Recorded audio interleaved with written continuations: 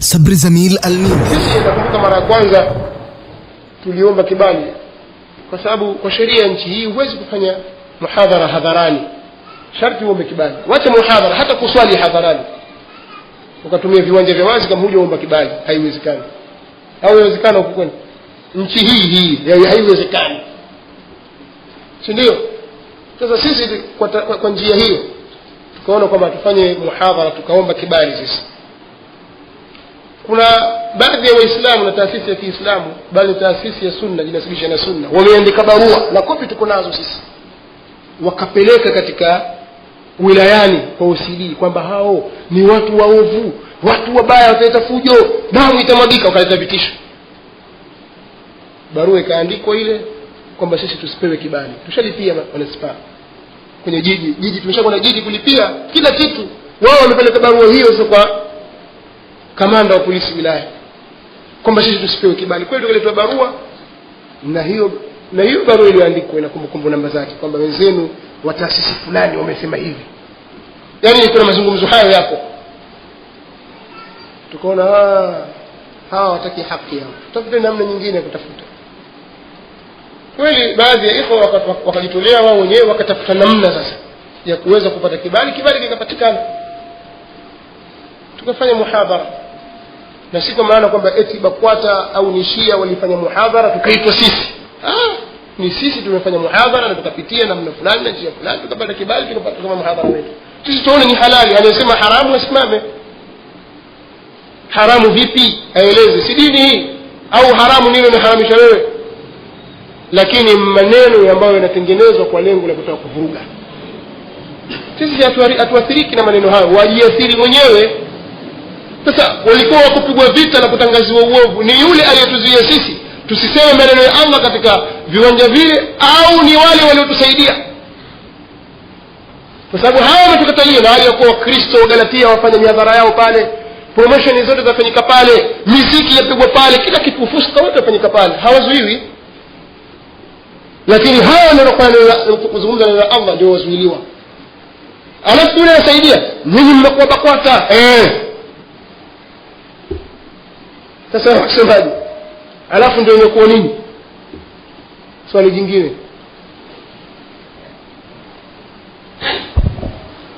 Naam, mimi naomba, yani kuna shubha mbili ambazo naomba inshallah uzijibu, inawezekana kwa faida kwetu. Shubha ya kwanza, hawa mahizbi ambao wapo toti sisi wanasema nyinyi salafia mnadai kwamba da'wa yenu inakuwa na tabia mzuri na vile vile mnataamali na watu kulingana na Qur'ani na Sunna za Mtume sallallahu alaihi wasallam zilizofundisha. Lakini sisi tunashangaa, mmoja wa mwanachuoni wenu, yani Sheikh Muqbil, ametunga kitabu cha kumnyamadhisha Yusuf Qaradawi akiita kama iskat al-kalb al-aam. Linakuja swali, je, Yusuf Qaradawi alistahiki kuitwa ni mbwa mwenye kubweka?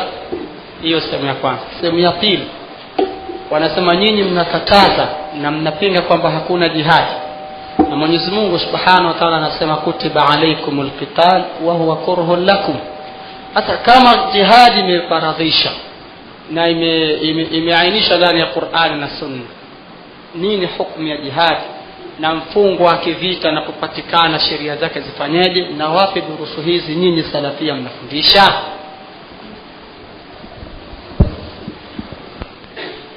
Ni maneno yote hawa maswali yote haya mawili ni maneno yamejengwa katika msingi wa ubabaishaji, na hii ndio tabia ya watu ambao mara nyingi hawapendi haki. Ni maneno yamejengwa katika msingi wa ubabaishaji. Sheikh Muqbil rahimahullahu ta'ala ni kweli ameandika kitabu akimrudi Dr. Yusuf al-Qaradawi. Tujalie hastahiki hivyo na Sheikh Muqbil amekosea, tujalie kwamba baki twende sasa katika msingi kwamba kakosea. Alafu ndio nini? Ina maana haitokei katika watu katika mjitama waliokuwa katika njia sawa sawa. Kwa maana ina maana tukisema kwamba fulani salaf, ina maana huyu ni maasum? La, sisi tunasema bali tufikie kusema kwamba maswahaba wote ni waadilifu, lakini hatujasema kwamba wote wao ni maasum. Naeleweka? hakuna sahaba kazini yani amezini amefanya zina, hayupo. Tunaye Ma'iz bin Malik alifanya zina katika zama za Mtume sallallahu alaihi wasallam. Nasema yeye ni muadilifu, na alikuja kwa Mtume sallallahu alaihi wasallam akamwambia, ya Rasulullah inni zanaitu fatahhirni, ya Rasulullah mimi nimezini nifanyie tahara, nipige yani kwa maana kwamba nifanyie tahara, mimi nitaharike. Lakini amefanyaje? Nimezini. Na kweli akasimamishwa hadhi, akapigwa mawe mpaka kufa, lakini amefanya kosa. Sasa kufanya kwake kosa ndio sio mwadilifu?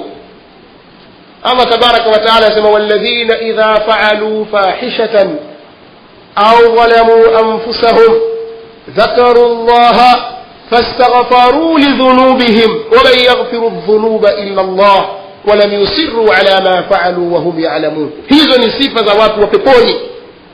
Sababu aya inaanza pale, imeanza mwanzo asema wasari'u ila maghfiratin min rabbikum wa jannatin 'arduha as-samawati wal ard u'iddat lil muttaqin.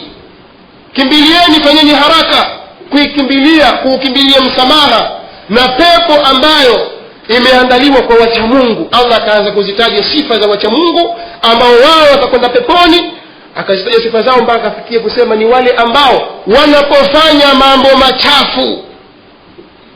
Simuelewa? Hakusema walladhina la yaf'aluna alfahisha, walladhina idha fa'alu fahishatan, na wale ambao wanapofanya mambo machafu au dhalamu anfusahum, au wanapozidhulumu nafsi zao, dhakaru Allah, wanamkumbuka Allah, fastaghfaru lidhunubihim, kisha mtaka msamaha Allah katika madhambi yao. Wa man yaghfiru dhunuba illa Allah, na ni nani ambaye au hakuna ambaye anaweza kusamehe madhambi illa Allah. Wala yusirru, ndio sharti, na wasiendelee ala ma fa'alu, kwa yale waliyofanya, wa hum ya'lamun, na hali ya kuwa wao wanajua. Ni waadilifu lakini wakosea. Sasa tujalie kwamba Sheikh Muqbil akosea na au amekosea katika hii, tujalie naftari kwamba hili amekosea, ndio dawa si ya kweli. Na waulizeni swali hili, sio kweli, yani dawa si ya kweli kwa sababu mtu fulani kakosea? Sasa hii ni hukumu ala afrad. Sasa tujalie, kama tumrudie Dr. Yusuf al-Qaradawi anayosema, nyinyi mwasemaje? Tujalie leo kwamba ni mufti mathalan wa Tanzania au shekhe fulani hapa Tanzania ayasema maneno haya, mtasemaje? Tarehe 24 mwezi wa pili 1426 Hijiria, ambayo sawa na tarehe 3 mwezi wa 4 2005. Nataka muzingatie tarehe hiyo, tarehe 3 mwezi wa 4 2005 miladia, katika channel ya Al Jazeera. Katika channel ya Al Jazeera alijitokeza Dr. Yusuf al-Qaradawi baada ya kufariki Pope John Paulo wa pili, Papa John Paulo wa pili. Baada ya kufariki al-Baba Bolis au al-Baba Yohanna Bolis الثاني, Papa John Paulo wa pili alipofariki, Dr. al-Qaradawi alitokea katika Al Jazeera akasema maneno haya yafuatayo. Sasa tujalie si Qaradawi aliyesema, tujalie ni shekhe wa taasisi fulani au wa chama fulani au mufti wa nchi fulani, kama ni hapa Tanzania au Kenya, asema maneno haya. Nyinyi mwasemaje? Hukumuni kwa uadilifu. Asema hivi Qaradawi, na mimi maneno yake ninayo kwa sauti, anazungumza Qaradawi kwa sauti yake. asema faqad jarat عادتنا في هذا البرنامج أن نتحدث عن أعلام العلماء المسلمين. imepita ilikuwa ni kawaida yetu katika kipindi hiki kuzungumzia kuhusiana na maulama na wanachuoni wa Kiislamu حينما ينتقلون من هذه الدنيا إلى الدار الآخرة, wakati wanapokuwa wanahama kutoka katika dunia hii kwenda nyumba ya akhera, yani wanapokuwa wamekufa. Kuna barnamiji maalum katika channel ya Al Jazeera huwazungumzia a'lamul muslimin, ulama wa Kiislamu wanapokuwa wamekufa. ونحن اليوم على غير هذه العادة. Qaradawi yasema sisi leo tuko kinyume na ada hii. natahaddathu an alamin, tunazungumza kuhusu kiongozi, walakin laysa min a'lami almuslimin, lakini si katika viongozi na wanawachuoni wa Kiislamu, walakinahu alamun min a'lam au a'lamu a'lami almasihiyya, lakini yeye ni kiongozi katika viongozi wa Masihi, yani wa Kristo. Wa huwa alhabru al'azam, naye ni mwanawachuoni mkubwa, albaba Yohanna Paul الثاني, naye ni Papa John Paulo wa pili. tunamzungumzia yeye baba al-Vatican wal kanisa al-Katolikia, ni baba wa Vatican na kanisa la Katoliki. wa a'zamu rajulin yusharu ilayhi bil banani fi diyanati al-masihiyya, na ni mtu mkubwa mno. Watu wanajua Kiarabu ni wengi hapo, nikipotosha tuseme umekosea hapo. Na yeye ni mtu mkubwa katika wale ambao huishiriwa kwa vidole katika dini ya Wakristo. laqad tuwfiya bil amsi, alifariki jana. watanaqala fi dunya khabara hadhihi alwafat, dunia ikanakili habari za kifo hiki. wa min haqqina, sikia maneno yake anazungumza, wa min haqqina, na katika haki yetu sisi, au min wajibina, au katika wajibu wetu, ni wajibu sisi waislamu kwetu sisi, an nuqaddima al'azaa ila al-ummati al-masihiyya, kupeleka pole kwa umma wa Kristo, tuwapelekee pole wenzetu. wa ila ahbari al-masihiyya fi Vatican wa ghairi Vatican min anha'i al-alam, na kadhalika kuwapelekea azaa au pole wanawachuoni wa Kikristo walioko Vatican na nje ya Vatican, katika miji ya Uislamu, katika pande za ulimwengu. Msikieni maneno yake, anasema wa ba'dhum, na baadhi yao katika hao wanawachuoni wa Kikristo, yani makardinali na maaskofu, asdiqa'un lana, na baadhi yao ni marafiki zetu sisi. laqainahum fi akthar min mu'tamar, tumekutana na wao katika mikutano mingi tu. wa akthar min nadwa, na katika warsha nyingi. wa akthar min hiwar, na majadiliano mengi. nuqaddim lahum al'azaa fi wafati hadha al-habr al-a'zam, tunawapelekea pole kwa kifo cha mwanachuoni huyu mkuu, alladhi yakhtaruhu al-masihiyun 'adatan ikhtiyaran hurra, papa ambaye Wakristo wanamchagua kwa kawaida, kuchagua kwa uhuru, walikuwa wakimchagua kwa uhuru. Alafu angalia maneno mabaya yanazungumza, ule uchaguzi uliofanyika wa kumchagua pope. Yeye anasema hivi, wa nahnu almuslimin nahlam bimithli hadha, sisi tunatamani, sisi waislamu tunatamani mfano wa jambo hili la namna ya kuchaguliwa mtawala kwa upande wa Kristo. an yastati'a ulama'u al-umma, kuweza maulama wa umma, an yakhtaru yani shaykhahum al-akbar, kumchagua shekhi wao mkubwa, au imamahum al-akbar, au imamu wao mkubwa, ikhtiyaran hurra, kumchagua hali ya kuwa katika hali ya uhuru, biduni walaysa bita'yin min dawla min ad-duwal, na sio kwa kuchaguliwa na serikali katika serikali, dola miongoni mwa dola, au hukuma min hukumati, au hukuma katika hukumati nyingine. maneno mengine yanafuatia, sema nuqaddimu azaana fi hadha albaba, sisi tunapeleka pole yetu kuhusiana na papa huyu, alladhi kana lahu mawaqif, ambaye alikuwa ana misimamo ambayo tudhkaru wa tushkaru lahu, misimamo ambayo hutajwa akashukuriwa, tuambia jazakallahu khaira ya baba, misimamo ambayo tunaweza kumwambia Allah akulipe kila la khairi ewe baba. Ana misimamo kama hiyo, ana misimamo mingi ambayo hutajwa akashukuriwa. Ukisoma katika zile memorandum zao, katika ile mipango yao, protokoli zao zile na mipango yao ya kanisa katika kuhusu bara la Afrika peke yake, hakuna yeyote katika mapapa aliyekusanya fund, yani mfuko mkubwa kabisa wa mali kuliko yeye, kwa lengo la kufanya tansiri, kuingiza Uislamu kwenye Ukristo. Na wakaweka target kwamba mpaka kifika 2000 bara la Afrika limekuwa bara la Kikristo. Huyo ndiye ambaye Karzai anasema mtu huyu akitajwa hushukuriwa kwa misimamo aliyokuwa nayo. Kisha alieleza lakini ni mrefu. Kisha anasema la nastati'u, baada ya kusema maneno ni mengi, kazungumza maneno mengi ambayo ni nukta kwa nukta, lao kwa kumfuatilia basi tunaweza kumfikisha mbali. sio hapo kuitwa tu al-kalbu al-awi, anaweza kufikishwa mbali. Sasa anasemaje? La nastati'u illa an nad'u Allah ta'ala an yarhamahu, hatuna la kufanya sisi isipokuwa kumwomba Allah ta'ala amrehemu, wayuthibahu biqadri ma qaddama min khairin lilinsaniya, na kumpa thawabu kwa kiasi alichokitanguliza katika khairi za mambo ya kibinadamu. Wama khalafa min amalin salihin wa atharin tayyib, na yale aliyoyaacha katika athari nzuri na amali njema. Sasa Sheikh Mukbil akimuita al-kalbu al-awi, mada ايش المشكله فيه؟ kuna mushkili gani? Hali kuna matatizo katika hizo. Sasa tujalie kwamba aliyefanya hivi, tujalie ni mufti wa Tanzania. Madha taqulun ayuha alharakiyun, mtasema nini yenyi wanaharakati? Mwisho katika maneno yake asema hivi: wa nuqaddimu azaana lilmasihiyin fi anha'i alalam, sisi tunapeleka pole yetu kwa wakristo katika pembe zote za ulimwengu. Wali asdiqaina fi Roma, na marafiki zetu walioko Roma vile vile tunawapa nini? Tunawapa pole.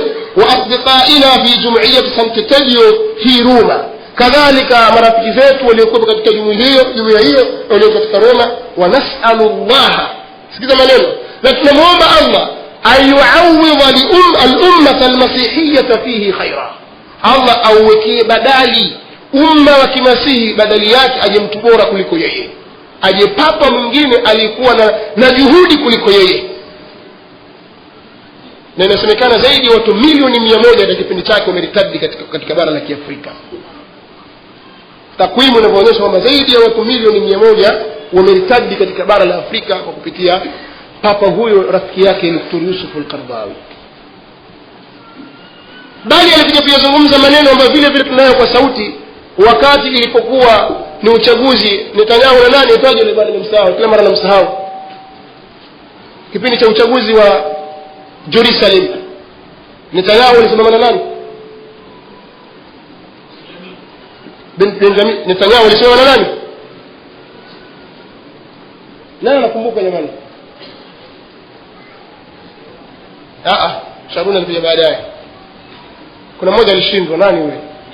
Netanyahu alisimama na nani?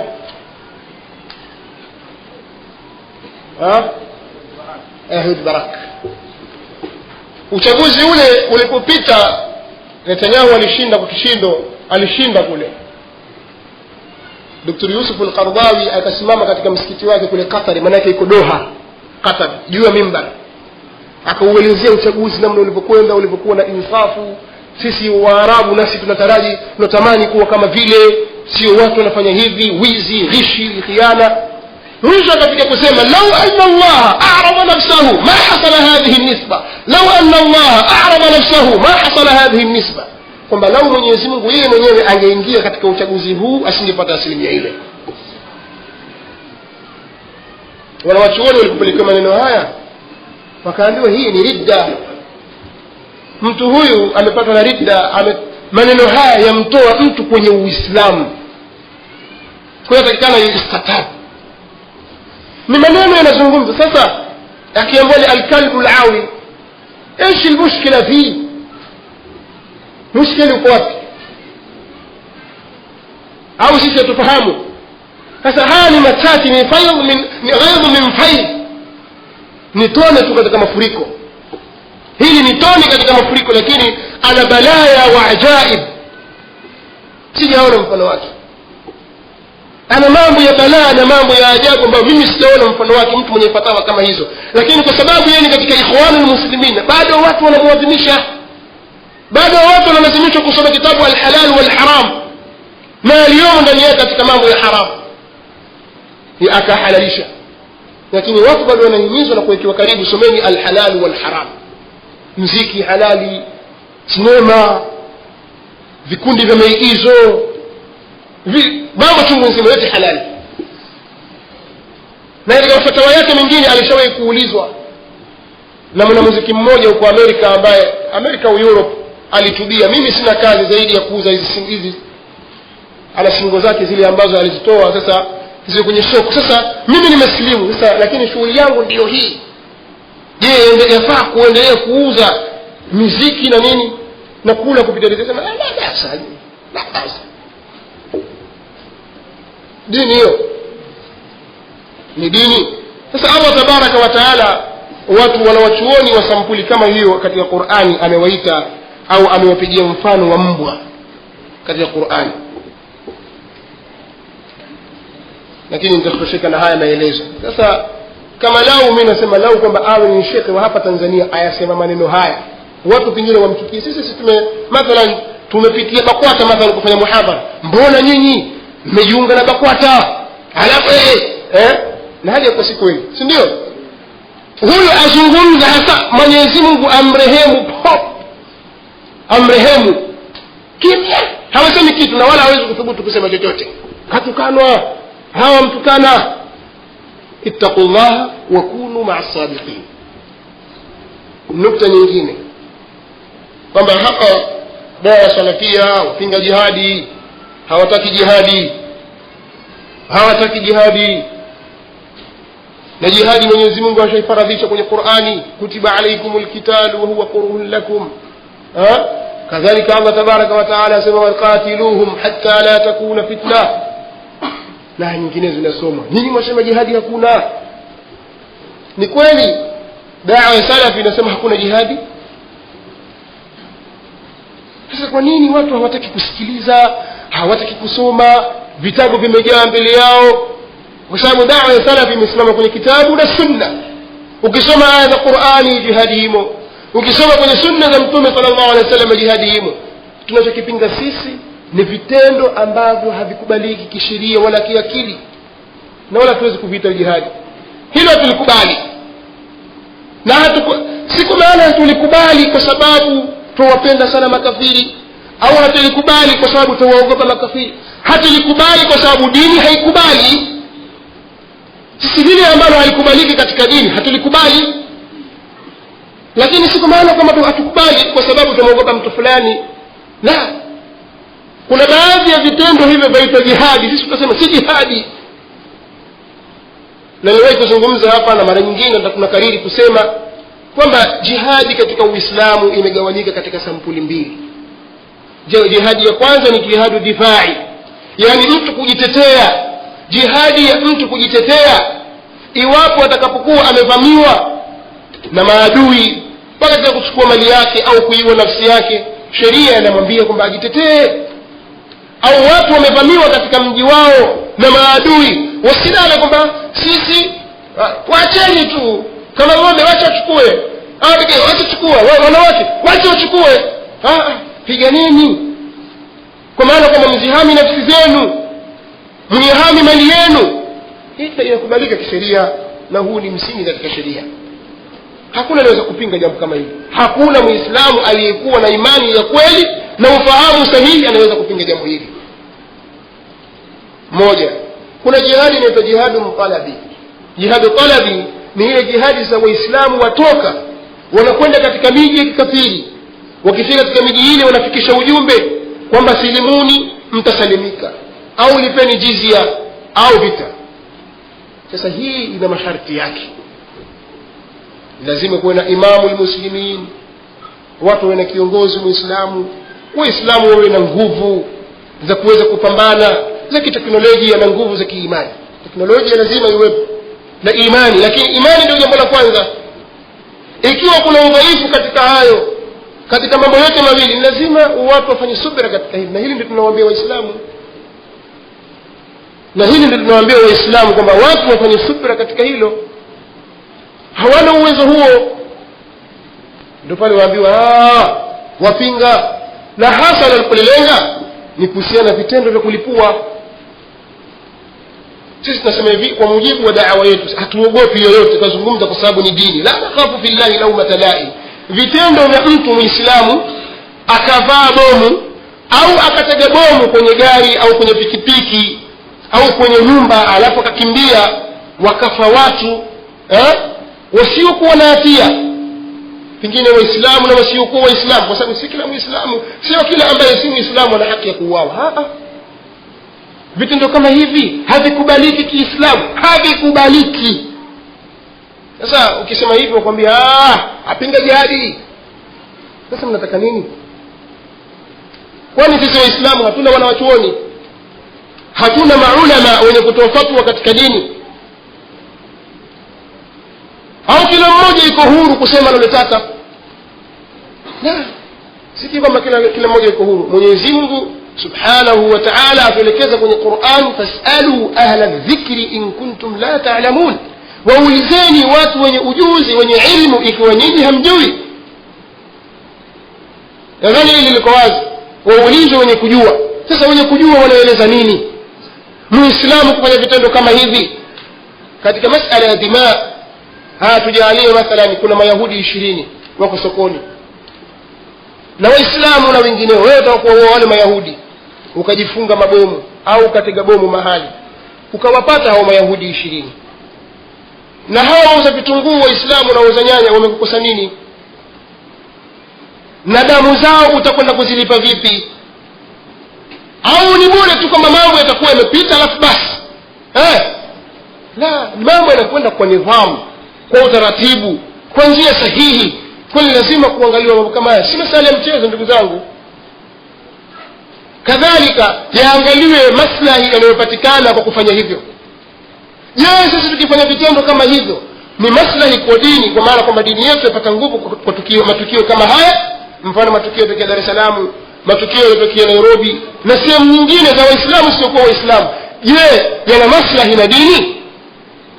Kwa maana kwamba Uislamu utakuwa ndio umesonga mbele, kwa sababu lengo la jihad ni kupeleka mbele Uislamu. Sasa je, hili linapeleka mbele Uislamu?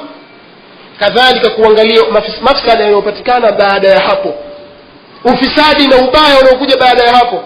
Huyo uliyempiga, kama pengine umempiga kwa ganda la chungwa au kwa kola embe au umempiga kibao, ni mtu ameshika panga mkononi au ana mashine, ana silaha ya moto, ushamchapa kibao. Je, madhara yanayokuja kwako wewe utaweza kuyatahammali? Unaweza kuyavumilia madhara haya? Unaweza kukabiliana nayo? Tayeb, ushamlipua sasa huyo Marekani, ushamlipua.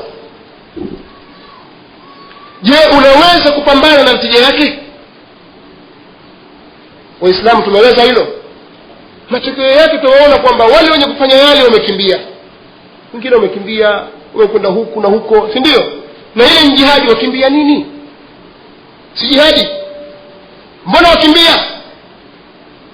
Alafu hao waliobaki nyuma sasa wamwachia nani? Dada, mama, mke, wawachia nani? Kwa sababu watakuja kufunuliwa, watapekuliwa, kila wanachokitaka watu wao watakifanya. Wewe huko wakati huo. Kadhalika madhara kwa Waislamu wengine. Kama kulikuwa kuna juhudi za dawa zinafanyika, kila kitu kingepa ugaidi. Watavijikaza vifupi hao na videfu hao na magaidi hawa. Ukienda mahali watu watesha, watu wengine wakungua tu ndevu zao kwa kungua. Unajua bwana sasa hivi mambo sasa hivi nini? Siwezi kukabiliana sasa nini sasa? Mashirika mangapi yamefungwa ya misaada? Mimi nasema kama anavyosema Sheikh Al-Albani rahmatullahi alayhi, anasema mimi nina wasiwasi na wenye kufanya vitendo hivi. Kama sio majahili basi ni vibaraka watumiwa na Myahudi. Kama mtu si jahili anafanya hivi, basi huyo ni kibaraka atumiwa na Yahudi.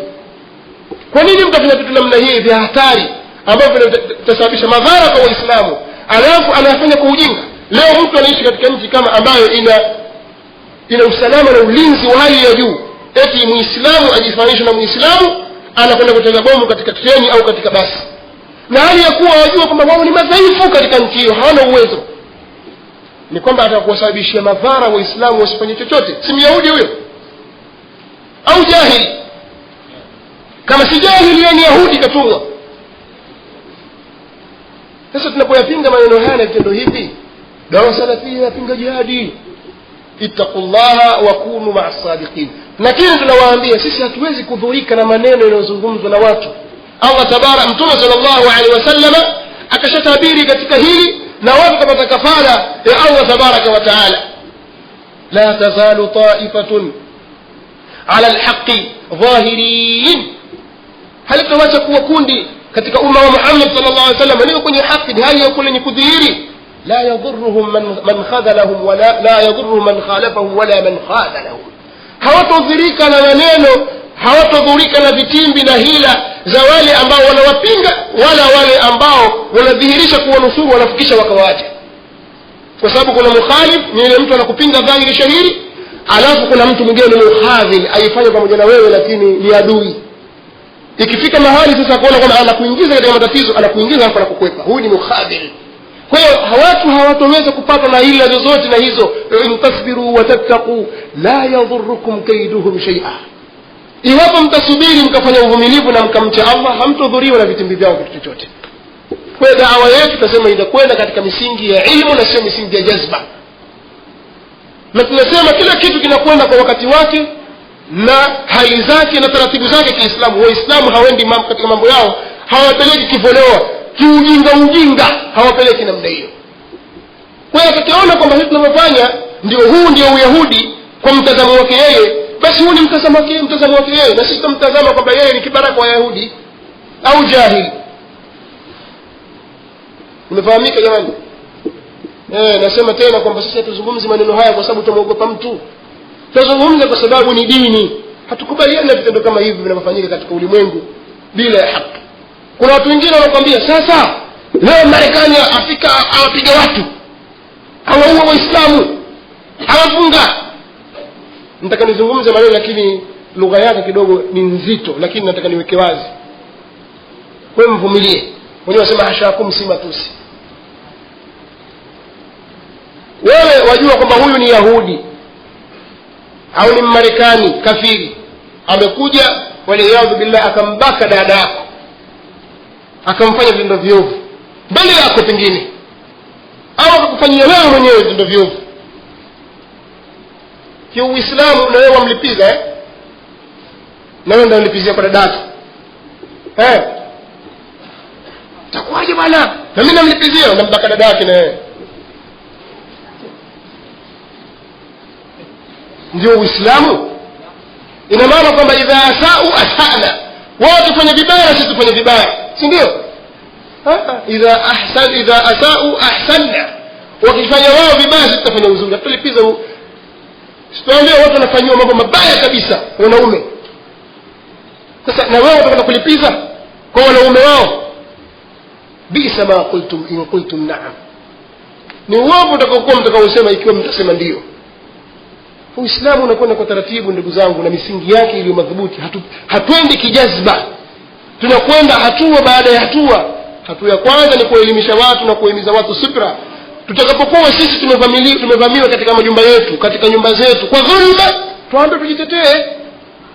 Lakini kuanzisha fitna mchokochoko kwa watu na hali ya kuwa hatuna uwezo wa kufanya hivyo, huko ni kujitafutia madhara na kuwadhuru Waislamu.